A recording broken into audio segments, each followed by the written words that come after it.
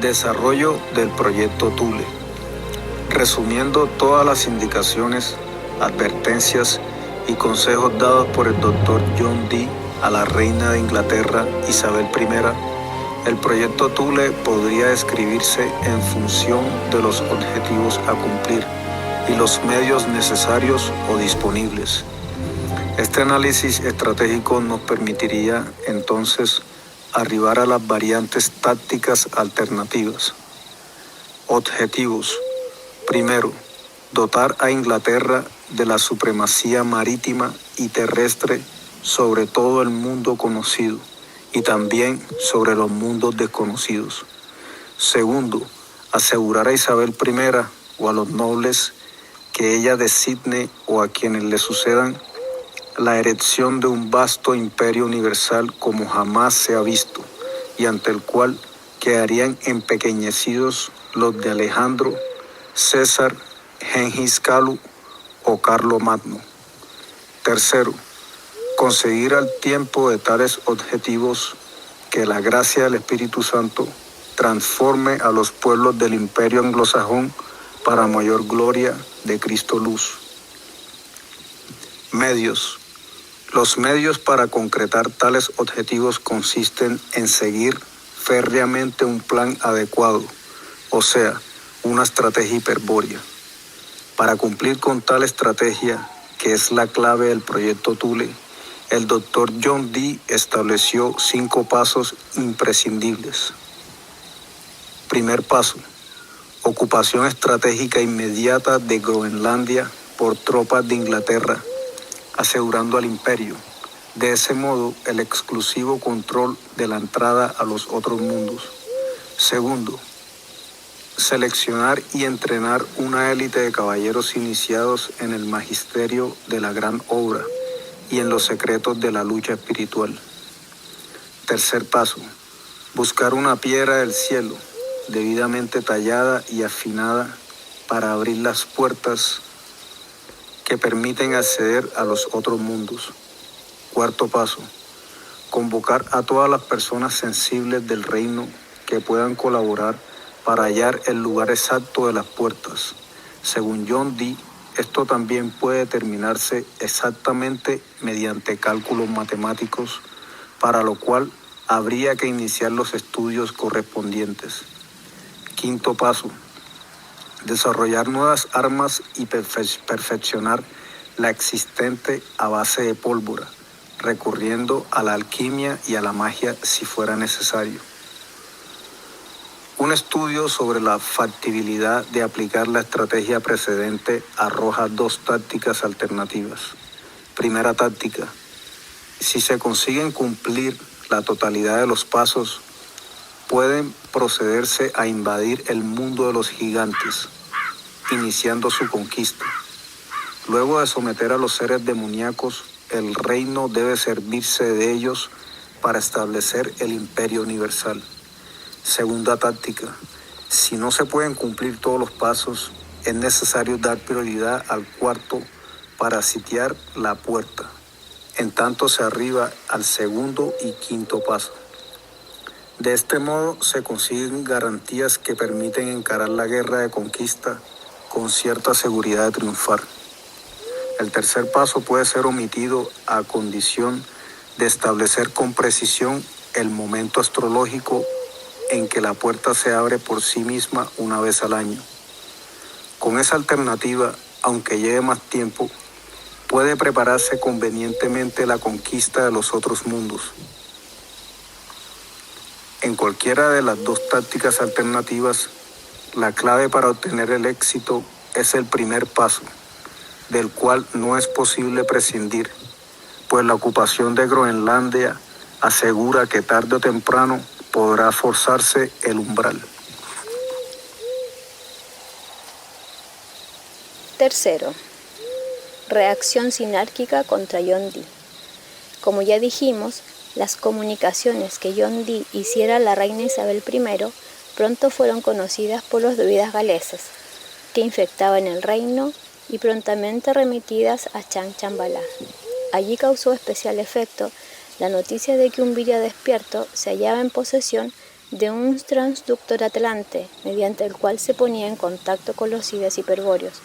Pero lo más impresionante para ellos fue comprobar que el proyecto Thule consistía en una copia casi exacta del plan de Nimrod, al cual nadie podría olvidar jamás en las filas demoníacas. Por eso la sinarquía decidió actuar de inmediato y liquidar definitivamente al Dr. John Dee. Neutralizar a John Dee se convirtió así en el objetivo prioritario de los demonios, y con ese fin enviaron a Londres a 2 discípulos, un judío llamado Barnabas Saul y un temible druida de nombre Eduardo Talbot, conocido luego por su seudónimo celta de Kelly o Kelly. El primero se acercó a la intimidad de John Dee, precedido de una cierta fama de clarividente, que algunas personas de confianza se encargaron de destacar, pero su excesivo interés por la piedra parlante y la falsedad de algunas comunicaciones que decía haber obtenido contemplando la misma, llevaron esa relación a una crisis que culminó con el pronto despido del espía hebreo. No nos detendremos en esta mísera figura. En cambio, debemos prestar especial atención a Kelly, pues él representa el prototipo del druida infiltrado en determinado círculo con la misión de destruirlo, y fue de hecho el brazo ejecutor que llevó a John Dee a la ruina de la que sin embargo emergería con fuerza sin igual una sociedad secreta hiperbórea encargada de preservar la esteganografía de Tritaim, el proyecto Thule y los manuscritos en lengua enoquiana. A diferencia del insignificante Barnabas Saul, Kelly era todo un personaje. Sobre él escribió Figier. A finales del siglo XVI había en Lancaster, otros dicen en Londres, un notario muy desacreditado por las industrias productivas que añadía a los actos de su ministerio. Se llamaba Talbot, nacido en Worcester en 1555. Se había aplicado en su juventud al estudio de la antigua lengua inglesa, en la que había llegado a ser muy hábil. Nadie mejor que él para descifrar antiguos títulos y resucitar en beneficio de sus clientes derechos enterrados en el polvo de los archivos. No solo sabía leer toda clase de escrituras antiguas, sino que las imitaba de modo excelente. Esta última habilidad le expuso a solicitudes peligrosas, que para su mal no supo siempre rechazar. Demasiado bien recompensado, su celo no conocía límites. Talbot acabó falsificando títulos e incluso fabricándolos en interés de sus clientes. Perseguido con motivo de estos actos y condenado por falsedad, fue desterrado de la ciudad. Los magistrados, deseosos de hacer un escarmiento que sirviera de lección a todos sus colegas, ordenaron que le cortasen las 2 orejas, sentencia que fue cumplida. La información que expone Figier, recopilada en el siglo XIX, es bastante exacta, pero da una explicación pueril a la carencia de orejas de Kelly, pues a lo largo de la historia abundan los ejemplos sobre personas esotéricas que exhibían mutilaciones de diversos tipos, dedos, orejas, órganos sexuales, etc., las cuales deben considerarse como mutilaciones rituales, producto de los infames pactos de sangre que tales adeptos realizan con las potencias infernales que alientan tras de la sinarquía. Talbot Kelly estaba secretamente dedicado a sustraer todo documento antiguo que llegara a sus manos. En el hospitalario país de Gales habíanse refugiado muchos templarios que huían de la Inquisición europea en el siglo XIV, del mismo modo que lo habían hecho los cátaros en el siglo XIII, y numerosos alquimistas durante varios siglos. Todos habían llevado consigo aquello que consideraban más valioso para el magisterio de las artes ocultas, y era cosa conocida en la época de Kelly que los castillos escoceses guardaban verdaderos tesoros en olvidados y polvorientos arcones. Su profesión le permitía tener acceso a estos materiales, los que eran rápidamente sustraídos o reemplazados por hábiles falsificaciones en las que se expurgaban los secretos más peligrosos. La tarea de agentes secretos como Kelly es sin duda la causa de que existan en nuestros días tantos manuscritos absurdos e incomprensibles de la Edad Media.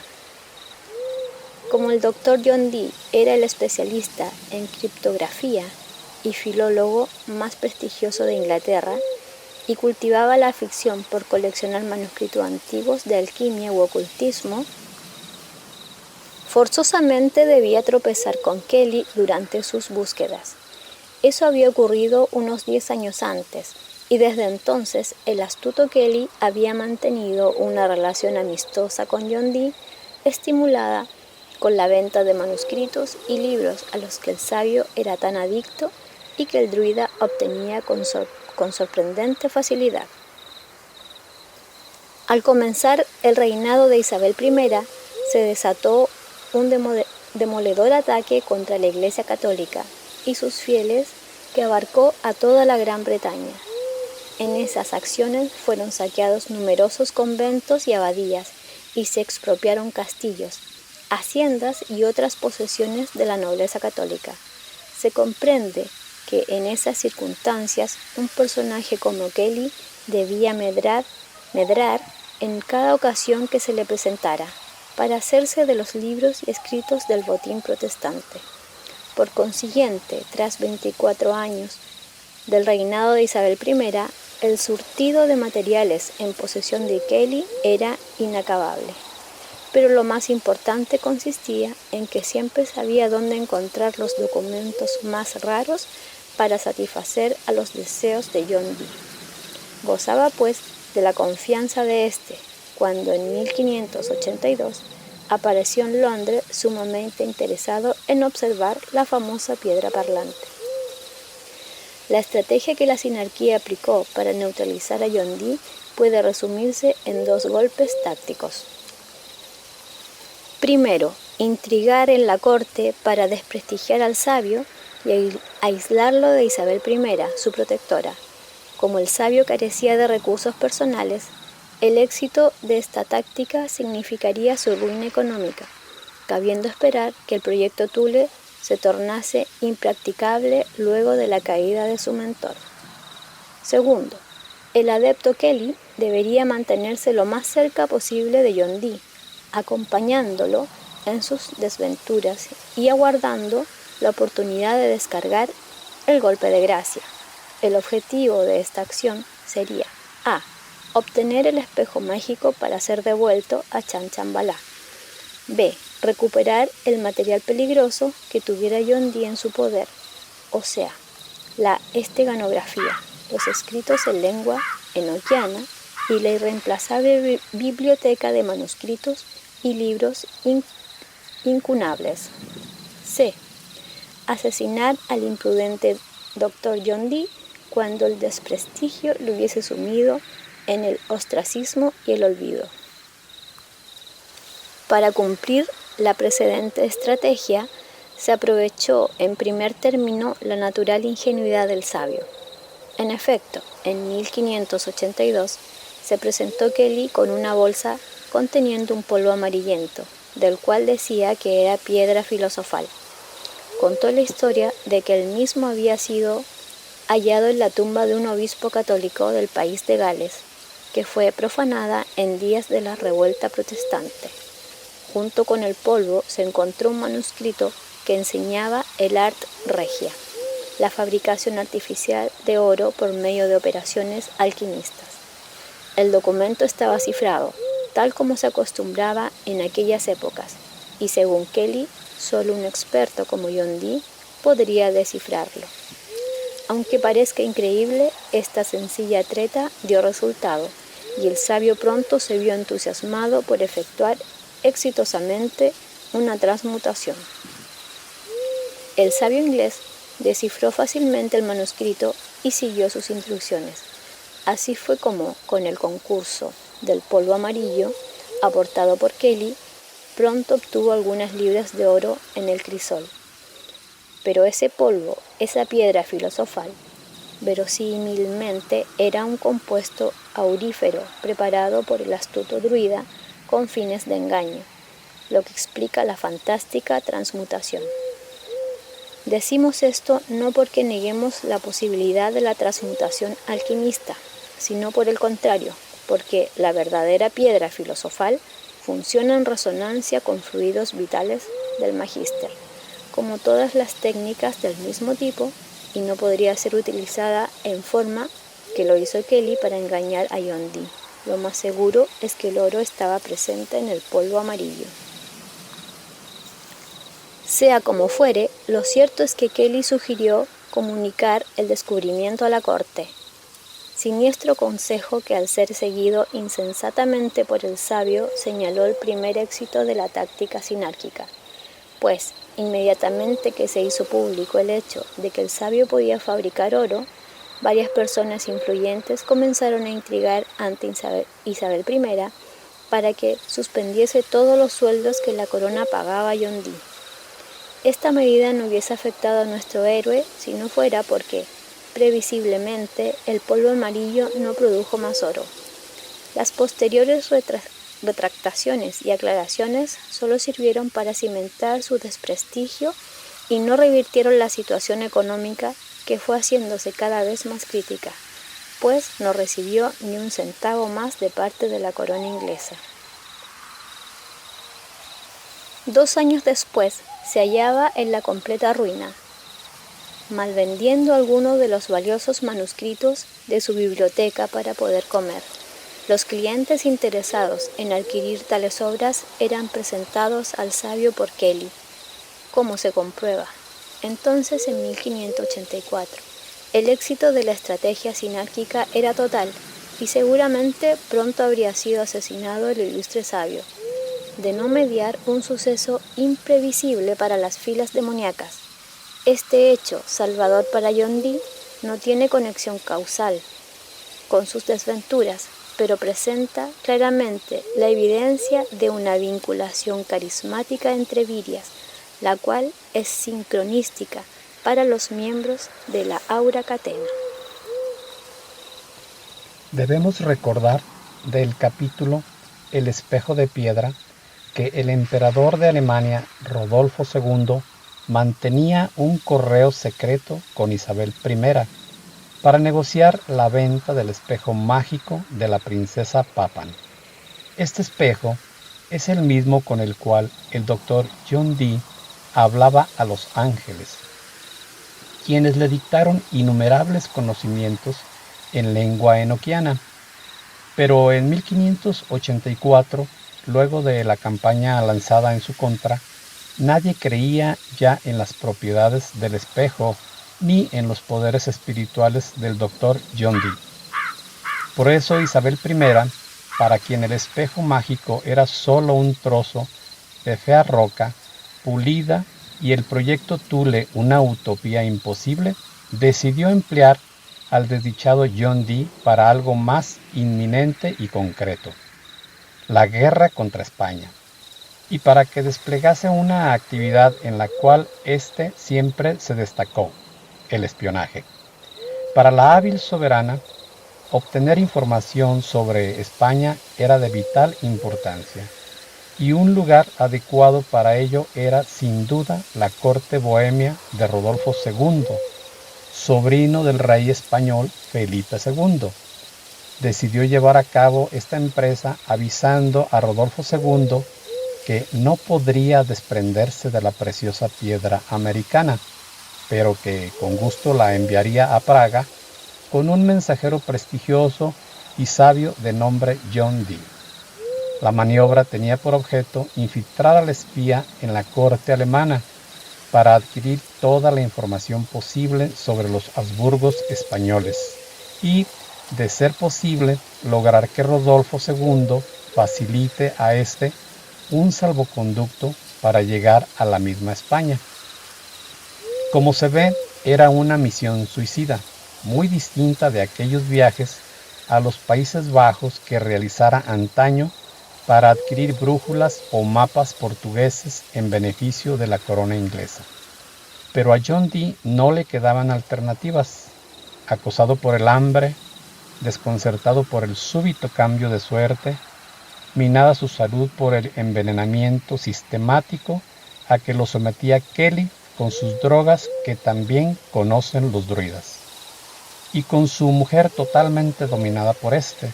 En fin, a causa de tantas súbitas desventuras, el sabio no dudó en aceptar la empresa. Desde que Kelly se introdujo en la vida de John Dee, prácticamente cesó su producción literaria y hasta el poder de hablar con los ángeles disminuyó completamente. Necesitaba ahora concentrarse mucho tiempo para lograr el contacto, y cuando obtenía este, todo sucedía con tal velocidad que era incapaz de retener los mensajes en lengua enoquiana. Acababa finalmente por olvidar el contenido del mensaje. Por eso solía prestar el espejo a Kelly, quien no lograba jamás resultados visibles y a menudo mentía, hecho que John Dee advertía de inmediato, aunque optaba por callar prudentemente. Atribuía las maniobras de Kelly a un orgullo de alquimista herido, que necesita mentir para justificar algún éxito. Y debemos decirlo, nunca sospechó nada malo de Kelly, ni creyó que formara parte de un complot, salvo al final de su vida, cuando ya estaba irremediablemente perdido. ¿Cómo puede equivocarse así un Viria despierto? Lo explicaremos al final del quinto libro, al tratar sobre el cerco sinárquico. Antes de partir para Europa con Kelly, que no se despegaba del sabio, consultó penosamente el espejo y obtuvo el consejo de transportar todos los manuscritos en lengua enoquiana y la esteganografía. Esta sugerencia hizo palidecer de terror al doctor John Dee, pues estando al tanto de lo sucedido con Tritaine, no creía prudente llevar a la Europa católica un libro que figuraba en el Index Librorum Prohibitorum de la Congregación del Santo Oficio. Estar en posesión de un texto prohibido todavía significaba la hoguera en 1584, y si aparte lo acompañaba con copiosos textos cifrados, no de otro modo serían tomados sus manuscritos, ya que la lengua enoquiana era totalmente desconocida. El peligro de despertar sospechas sería mayor. Sin embargo, fue el buen Kelly quien lo convenció finalmente de llevarlos. El interés se debía a que el druida confiaba en que lograría destruir los textos por el camino o en denunciar a John Dee al presentarse la menor oportunidad. Y así fue como un día, munido de un baúl blindado con barras de acero repleto de material herético, John Dee, Kelly y sus respectivas mujeres partieron hacia Holanda, donde en la frontera de Flandes los esperaba el enviado de Rodolfo II para conducirlos en un largo viaje hasta Praga.